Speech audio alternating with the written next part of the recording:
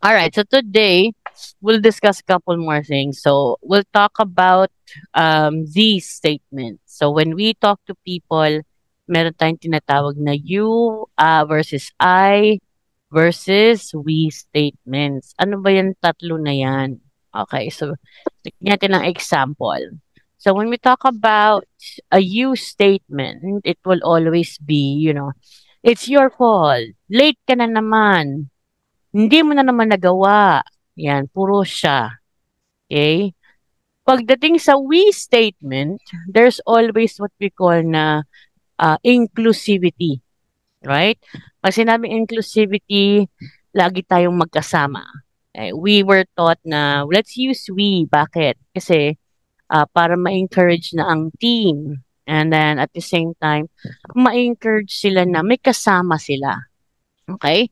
There's also an I statement. Ano yung I statement? So, I feel disregarded whenever I feel that you don't do this to me. Or I am hurt every time that you would say, I'm not worth it. I feel disrespected every time you come in late to work. Yan. So, these are examples of the I, the we, and the you statement. So let me ask, when looking at the sentences, when do you think should we use a you statement? Okay, so may pointing of fingers kasi pag yung you statements ang ginagamit. Okay, sige. Let's talk about we. Ano naman ang dating ng mga we statements natin? So kung may mga meeting, may mga strat planning, it will always be a we. Bakit? Kasi team kayo during that time, right? So you have to be able to encourage the people in the meeting. Right, good. How about the I statements? So, I feel disregarded. I feel disrespected whenever you come in late. How do you feel kapag ganito yung statement, let's say, ng mga boss nyo? Let's say, for example, sige, tayo natin gamitin yung tatlo. Okay, say for example, meron kang isang pasaway na empleyado, no? Mukhang in line tayo sa mga following instructions. So, let's use that scenario.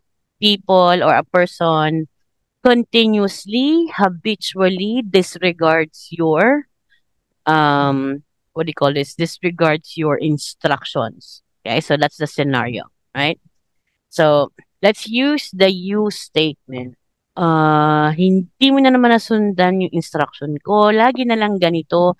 Hindi ka nakikinig. Ayaw mo magtanong. Lagi na lang. Bakit ba ganon? That's the you statement.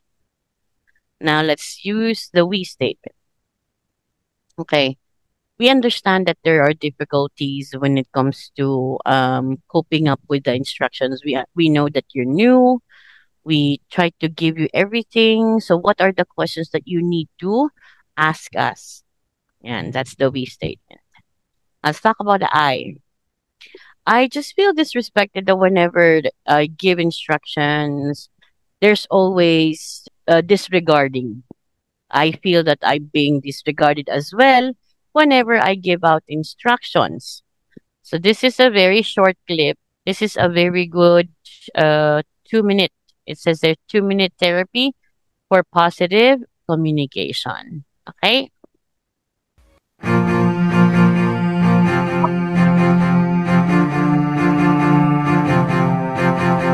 Communication would be so much easier if it wasn't for those other people. I mean, why can't they simply understand what you're trying to say? Hi, I'm Minju. Well, it does involve other people, and unfortunately, none of them can read your mind. So it's really up to you to better communicate your feelings and your needs in a way that's both effective and easy to understand. A common mistake that people make is when they have strong feelings, they tend to use what we call you statements. And this is what they sound like.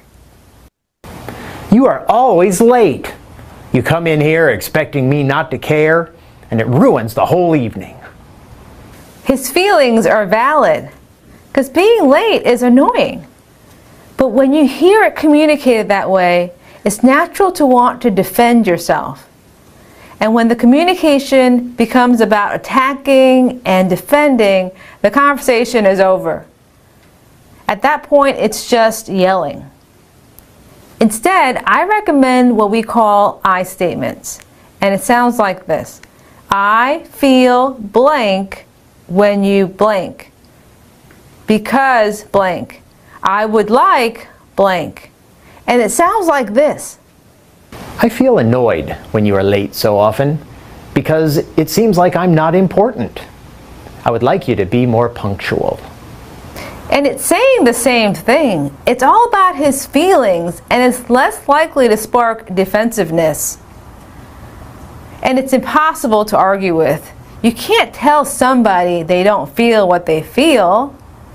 But when you use an I statement instead of a you statement, it's more likely to spark a conversation rather than a confrontation. Ooh, another idea is that they don't have to be all negative statements. For example, I feel excited when I share these ideas because they really work. I would like for you to start using I statements today. And I know you will. So good. Kasi the intention naman here is very nice. No? And I'm pretty sure that when you use I statements, a lot of things will change. And instead of an argument, a confrontation, it encourages conversation instead. Sige, let's talk about beyond verbal communication this time. No? So when we talk about beyond verbal communication, let's talk about the Mehrabian theory. Ano ba itong Mehrabian theory?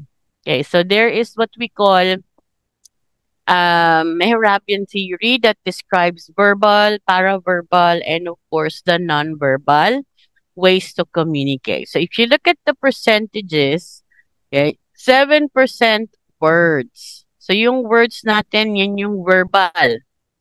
Ano sa tingin niyo dito yung paraverbal and non-verbal? Non-verbal is the 55%. So, yan yung body movements, yung mga gestures, mga hand na ganyan, facial expression. So, these are your non-verbal ways of communication. Ang paraverbal is the use naman of the voice, the tone, intonation, pausing, speed. So, yan yung 38% natin. Now, if you look at the percentages, this has something to do with a face-to-face communication. Okay, bakit? Bakit 7% lang ang words? It's because when you do a face-to-face conversation or communication, okay, may mga bagay tayo na hindi, remember the say-do gap yesterday? So, hindi siya nagmamatch. Mas nagiging concept natin or mas natitake natin yung action rather than the words. Right? So, if sinabing, I'm okay, bakit iniisip natin na hindi siya okay versus na sinabi naman niya na okay naman siya? So, why do we assume or presume na hindi siya okay? It's because of the tone, okay, and the body movement, right? So, mas malaki ang percentage ng body movements, which is your nonverbal, and of course, the tone, which is the paraverbal, right? So, that's why we had this quote na parang action speaks louder than words. Okay. Now, itong percentages na nakikita nyo is applicable if it's face-to-face. Let's talk about email communication. Okay. Do you think same pa din ang percentage kapag email communication? Meron bang body movement sa email? So, pag sinabing email, mostly words na ngayon siya. Right? So, papalitan natin yung percentage ng body movements and ng words. So, now the body movements become 7%. Okay? And the words become 55%. Kasi mas heavy ngayon ang weight ng words since it's all email. Now, saan pumapasok yung voice tone modulation sa email naman? It remains 38%. Okay. How do you showcase your tone sa email? So that goes under words pa din, kaya malaki yung words natin. Okay, now, there's a saying, it's not what you say, or it's not just what you say, it's also how you say it. So this is a good example of that. I have 4 sentences that I'd like you guys to read. Okay? Now, the different meanings of these sentences will depend on the different underlined words. So the first one, I didn't say you were wrong. Second, I didn't say you were wrong. Number 3, I didn't say you were wrong. And the last one, I didn't say you were wrong. Try to tell it or say it to yourself as well and see what you think is the difference between the 4 sentences. Okay, try to read it on your own, put the emphasis there, and exaggerate a little para lang ma-distinguish yung difference. What do you think is the meaning of the first sentence? So if you put the emphasis on I didn't say you were wrong. Parang ganon. Okay, so it was not you who said that the person was wrong. Let's go to the second one. I didn't say you were wrong. Ano ngayon ang dinideny ko? Di ko sinabi na mali ka. In-email ko kaya. Yan, di ba? Hindi ko sinabi, in-email ko, hello. Yan. Okay, good. Let's go to the third one. I didn't say you were wrong. So, I didn't say you were wrong. Si Krishna kaya yun. Okay, so good. Last one. I didn't say you were wrong. So, hindi ko sinabing mali ka. Sabi ko nga, tama ka eh. Di ba? Okay, so nag-gets niyo yung difference. Now, if you look at the number of words in that sentence, 1, 2, 3, 4, 5, 6. Technically speaking, if you put different emphasis on that 6 words there individually, 6 na meaning ang pwede kang magkaroon. Alright, now, ito ang mga non-verbal communication natin. No? So, I just wanna elaborate on a little bit more on this. So, when we talk about non-verbal communication, number 1 talaga dyan is the body language. Ano yung body language? Yung posture nyo, the gesture. Next is facial expression. Okay, ano yung facial expression? Napakataray naman neto. Diba? Anong giveaway? Pag sinabing napakataray naman neto, anong unang-unang nakikita dyan? Okay, number 1, mata. Pangalawa dyan, sisegwayan pa ng kilay. Number 3 is eye contact. Okay, eye contact, it allows you to build the trust with the people that you are speaking to. So, anong impression ba ng salita ako na the whole time nakaganyan ako? O, magdi-discuss ako guys, pero ganyan ang ano ko. Hindi ako nakatingin sa inyo. Anong impression sa inyo? Wala akong alam or hiya, nasusay ako. Same goes. Okay, when you don't do eye contact, the feeling of the person you're speaking to is hindi ka confident or pwedeng may tinatago ka or pwedeng, ano man to, napaka-shy naman, ayaw tumingin sa mata. Sabi nga nila, when you do eye contact, that's when you start to get to know when there's a spark between you and the person that you are talking to. Madaling malaman kung may interest sa'yo yung tao. Number 4, ayan na, tone of voice or the paralanguage. Nandyan na yung pitch, yung speed, volume, intonation. How would you know kapag si boss galit na at marami kayong gagawin ngayong araw na to? Ayan, pati body language pala kasama. Total package pala si boss.